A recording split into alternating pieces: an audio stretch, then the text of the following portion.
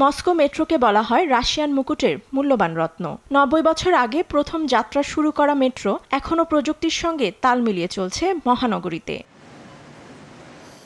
মায়াকোভস্কায়া স্টেশনে স্থাপত্যে সজ্জিত রয়েছে বহু বছরের পুরনো ইতিহাস। সৌন্দর্য ও ঐতিহ্য এই স্টেশনকে মস্কো শহরের গর্ব হিসেবে এনে দিয়েছে পরিচিতি। এমনকি পরিচ্ছন্নতায় নজির তৈরি করেছে স্টেশনটি। মস্কো মেট্রোটি পৃথিবীর সবচেয়ে সুন্দর মেট্রো। পরিচ্ছন্নতা, আরামদায়ক পরিবেশ ও যাত্রীদের নিরাপত্তা রয়েছে বিশেষ ব্যবস্থা। পুরনো স্টেশনের স্থাপত্যে বৈচিত্র্য ও নতুন স্টেশনগুলোর আধুনিক স্টাইল মেট্রো স্টেশনকে দিয়েছে নিজস্ব শিল্প। মোজাইক শিল্প ফুটিয়ে তুলেছে রাশিয়ার ইতিহাস।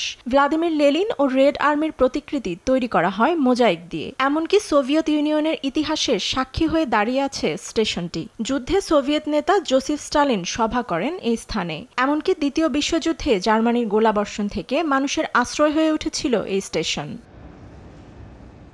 ঐতিহ্যের প্রতীক ও আধুনিক কারুকার্যের অংশ হিসেবে স্থানীয় নদীর মাছ মোজাইক চিত্রে প্রদর্শিত হয়। আধুনিক রূপ দেওয়ার লক্ষ্যে ২০২৩ সালে গোলাকৃতির নতুন লেন স্থাপন করা হয় মস্কো সেন্ট্রালে। ইউরোপের সবচেয়ে বড় মেট্রোটিতে রয়েছে ৩০২টি স্টেশন। মেট্রোর অনেক পরিবর্তন হয়েছে। মস্কো সেন্ট্রালে বড় গোলাকার লেন তৈরি করছে। এই পরিবর্তনগুলো আমাদের জন্য অনেক সুবিধাজনক।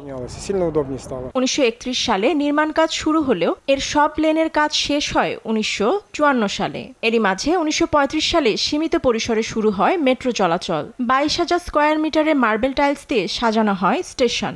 বর্তমানে প্রতিদিন প্রায় ৯০ লাখ মানুষের যাতায়াত হয় এই মেট্রোর মাধ্যমে। ফাতেমা তাসনিম, নিউজ ডেস্ক, দেশ টিভি।